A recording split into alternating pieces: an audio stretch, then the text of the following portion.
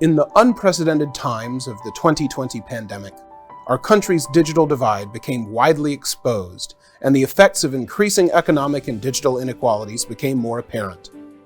As the founder and president of a technology firm, Ed Christmas questioned the reason for this, as well as the underrepresentation of Blacks in the field of technology and entrepreneurship. On this podcast, Ed Christmas talks with guests about what is their why, and the road they are on to bring our society to a place of greater economic and digital equality while sharing the good news of those making a difference. Welcome to The Road to Why, presented through the partnership of Cisco and Sology Solutions, a proud member of the African American Cisco partner community. Welcome to The Road to Why, where we highlight individuals and organizations that are making a difference and having an impact on our communities.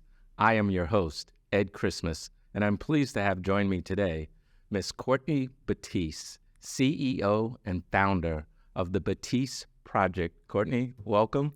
I'm glad we're finally able to get together. How are you? I'm doing wonderful, Ed. Thank you so much for having me. You look great. We haven't connected in, 3 months?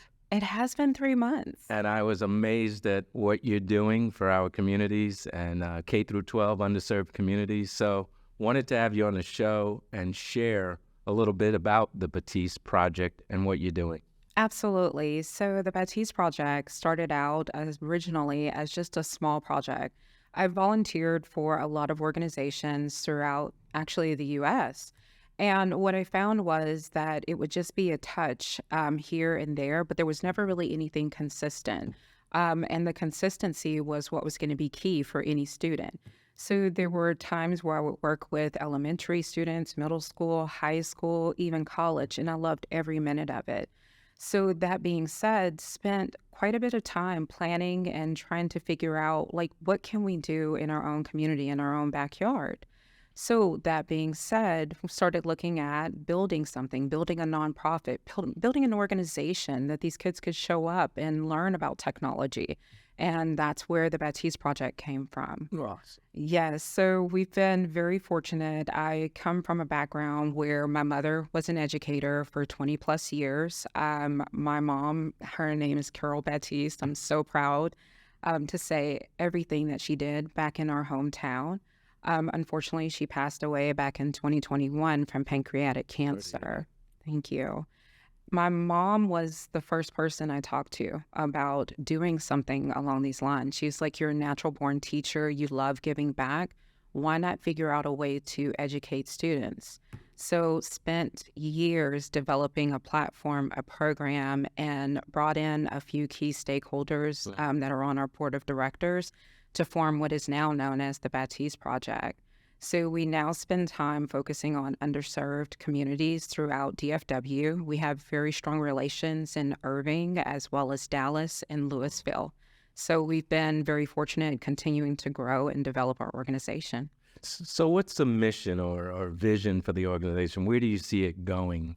Absolutely. So while we're starting small in DFW, we do expect to expand throughout Texas as well as the U.S. I've even had requests even to expand into international waters because of the fact that we have a very easy entry into technology. And we want to focus on our K-12. They're our future. I always tell the story of eventually I would like to retire and I want to be able to hand over my legacy to the next generation. Right. Technology is what's driving us. It's where we spend our time, our effort, and energy. I mean, that's my full-time career. Right. And I would love to instill that in the next generation. So what challenge well, first of all, how did you get it off the ground? Because I would imagine you had a vision and you said, okay, this is what I want to do. Your mom was very influential. I believe your dad was as well. Yes. With him being a leader in the community. So, how did you even start? So honestly, I do a lot of research. So I always have to take a step back and own some of my who I am. So I do have ADHD and very proud of it. I say that, and it's probably the best thing in the world because I do a lot of research. I talk to a lot of people. And it took a lot of trial and error. I'll be honest with you. There were some costly errors, but ultimately we've gotten to a place where a little bit more steady. So with our board of directors, for example, everybody comes from a different walk of life, whether it be Kim Vance, who's been focusing on marketing, or Vincent Burrell, who's also in HR. These are people that have lent their influence into what we do. We have another board member, Latrice Nervous. She's a parent who's active in Irving ISD, so much in fact that she draws a lot of influence throughout DFW as well as at the state level, encouraging the curriculum for the students. And then our other two board members being Veronica Martinez, Shannon Rico. They're both in technology fields, and they've been coworkers, mentors to me that I value in the best way possible. They've all had influence into building out the Batiste Project. So it was a no-brainer for me to extend the invitation for them to join the board. And they continue to guide and motivate and push us to continue our mission. That's awesome. And I know Veronica, so I know she's very good at that type of support. And it's a passion for hers as well. Let me ask you, what challenges, you talk about underserved communities. I've had guests on the show that talk about some of the challenges. Johannes, for example, as you know her, she says some of the school districts aren't ready. So what challenges have you faced in focusing on underserved communities? So I think the biggest challenge is actually showing up and being there. It's hard because for some of these underserved communities, they don't necessarily have as much community support as needed. And I hear that quite a bit. I hear it very frequently with a lot of the districts that we work with.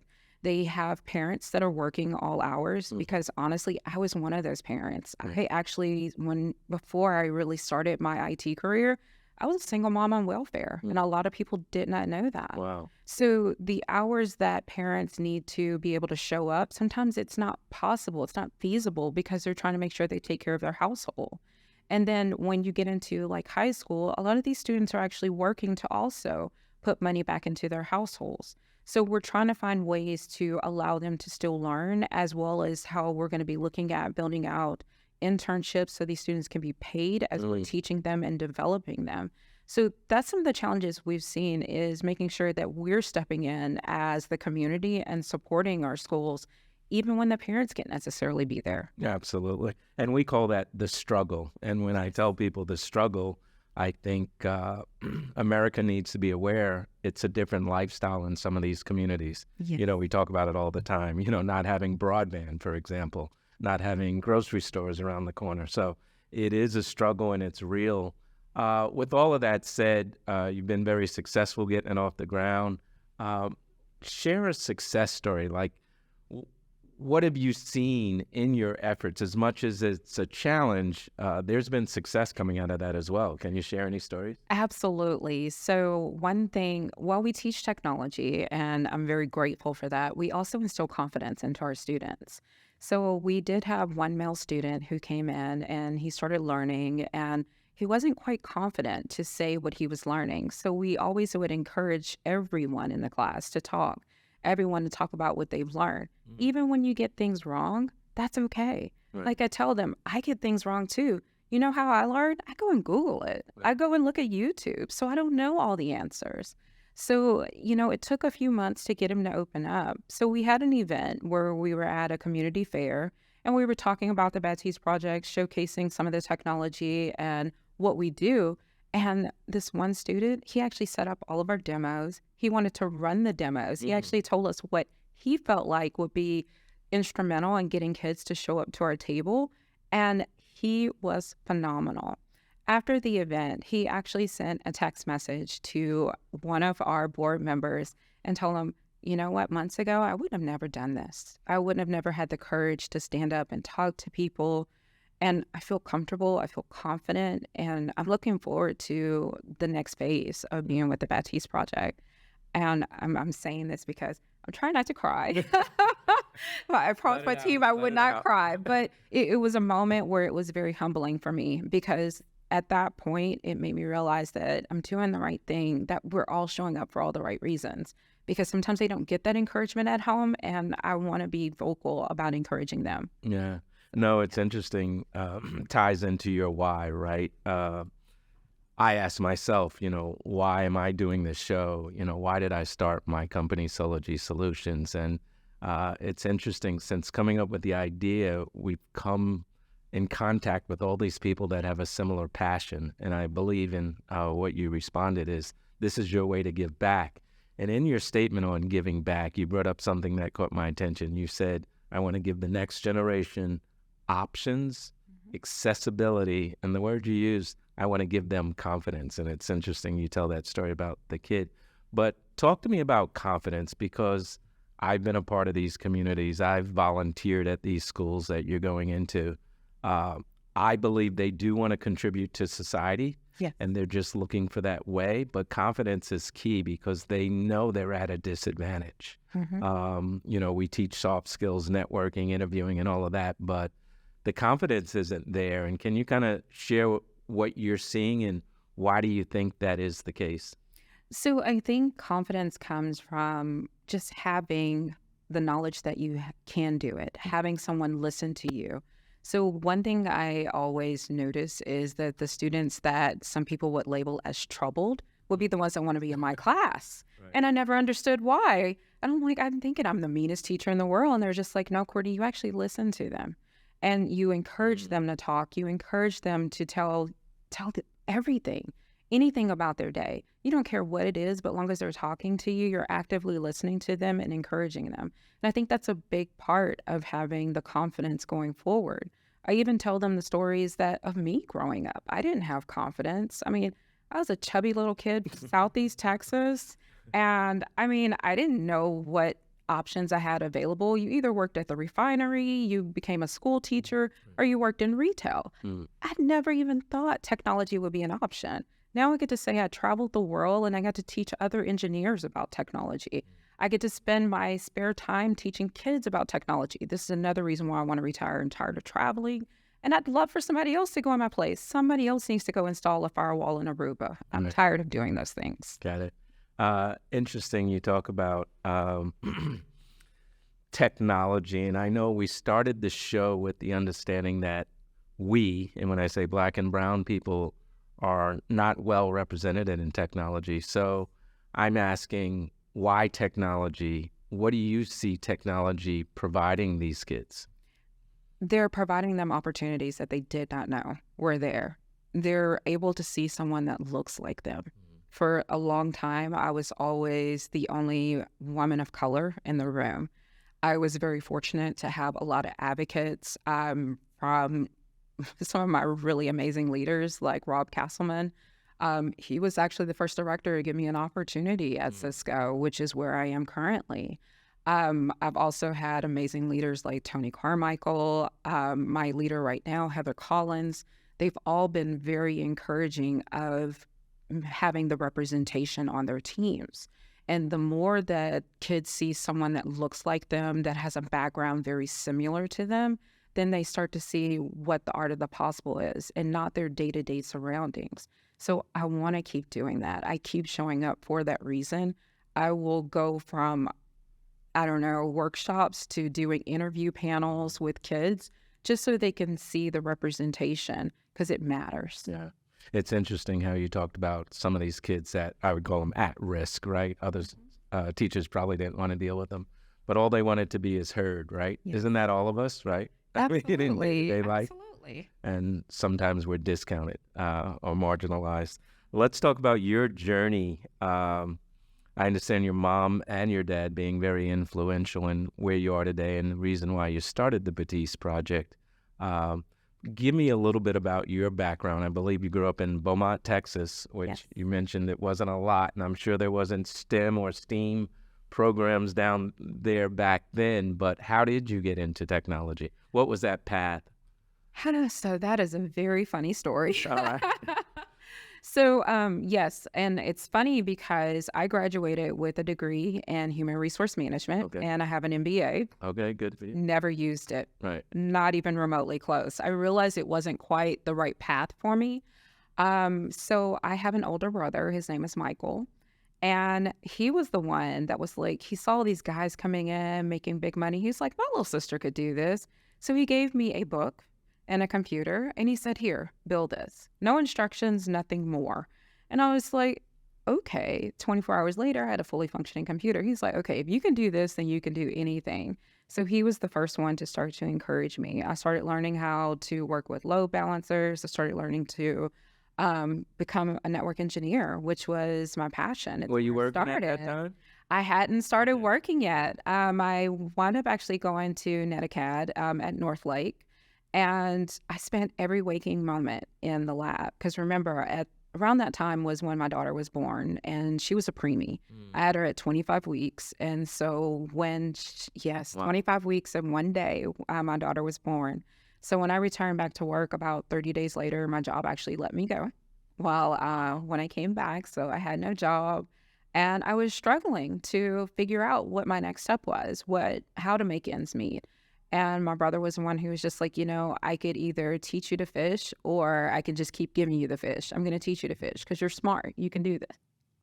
So, all of that being said, I spent every waking minute studying, trying to make sure that I was going to be the engineer that he thought I could be. I was self-taught in a lot of ways, but I also had great leaders. So my very first role, I worked for a government defense contracting company.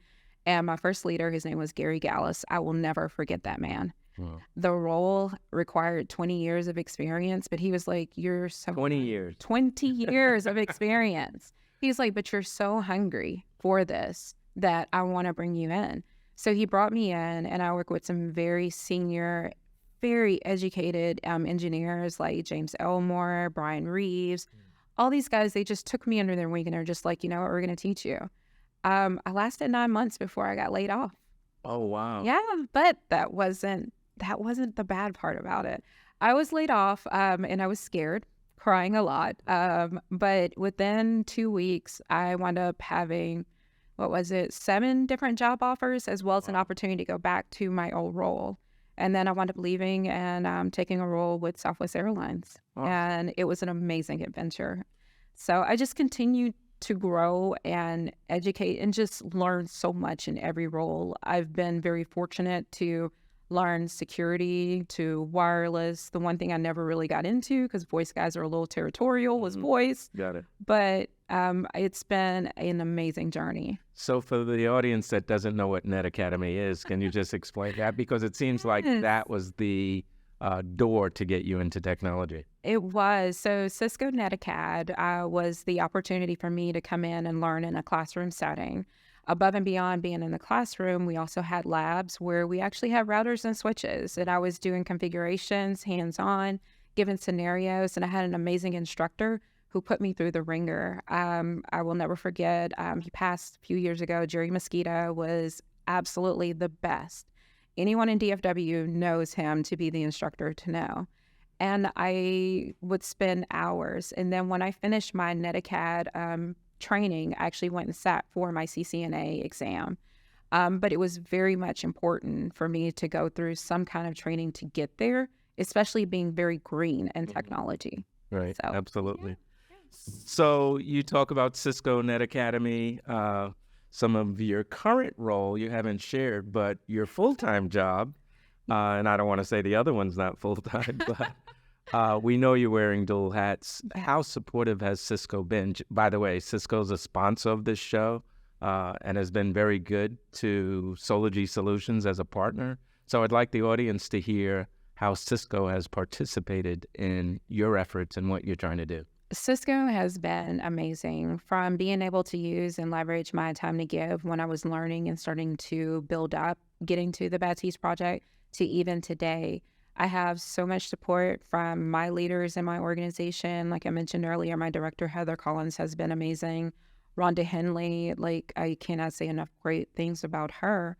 It's been great because I always knew that I can come to the team and explain exactly what I would like to do, the passion, the vision, the energy. And that's what we actually put out into the world as well within Cisco, is that we do look to influence the communities that we're involved in. So with, for example, our cybersecurity practice, what we're focusing on is teaching our students right now about cybersecurity. Well, we actually go in and we teach at Carter High School in Dallas. And it's some of our security engineers at Cisco that are teaching the classes, as well as some of our local partners that have stepped in. So I have to say, like, if it wasn't for Cisco, number one, I don't think I would have ever found my passion, nor would I have realized that such a huge corporation could be so influential as well as backing me in what my passion and dream is. No, that's awesome. And I hear they're doing other things around the globe. Yes. I spoke with Brian Tippins, and he mentioned what they're doing in Africa, for example. So it is part of their purpose, I guess. The term I heard from several of the executives is passion with a purpose, profit with a purpose. So it's great to hear that they're supportive. I just want to switch gears and talk about today's environment. As you know, no matter what spectrum you're on as far as politics, but I find it shocking that the statistics I read on the lack of cybersecurity resources in the industry as a whole, globally, is staggering. And yet we have potential resources that no one seems to be focusing on except the Batiste Project and some other one-offs. Why isn't there more focus on preparing the next generation to fill this void that's happening in cybersecurity, especially in the underserved community? Absolutely. So I think it's hard to find when is the right time to introduce it. I think there's fear sometimes of starting too early or starting too late. We find that even in our elementary stages, that students really do want to know about cybersecurity. You just have to make it fun, entertaining, Right. and understand the importance of keeping you safe. Just like back when I was growing up, there was DARE. It's no different when we talk about cybersecurity because your virtual identity is equally important. So I think it was a point in time of figuring out where we needed to start to introduce it to students and how to get them actively involved. Because it's easy to do it for your high school. It's a little harder to do it for middle school. And it's like elementary, never mind. No, that's not the case. They're actually more eager and willing to learn anything you put in front of them. And so now, because we're starting so much earlier, we're going to start to see that statistics change. It's going to take some time, but nonetheless, because we're starting at elementary level and pushing forward, I think that's going to change over the next 5 to 10 years, if not sooner. And I commend you for what you're doing, but can that scale? Like, are we doing it at a larger scale? So I would say for just the Batiste Project, we eventually would scale up, but this is where we leverage partnerships with other organizations that are doing something similar. There's enough space in this entire nonprofit industry to connect with other partners. So we do have, for example, a partnership with Bear Creek Tutoring. That's where we run our robotics program. Okay. And I mean, you sometimes have to realize that you have to interlink together in order to grow long term. And that's what's going to happen eventually when it comes down to cybersecurity. Got it. So throughout this show, we've had guests on, and the theme we keep hearing is building equity for all. And I have to ask you, what does that mean for you when that term is thrown around? So building equity is honestly making sure that the investment is widespread, that everybody has an opportunity, everybody has a little piece of that puzzle.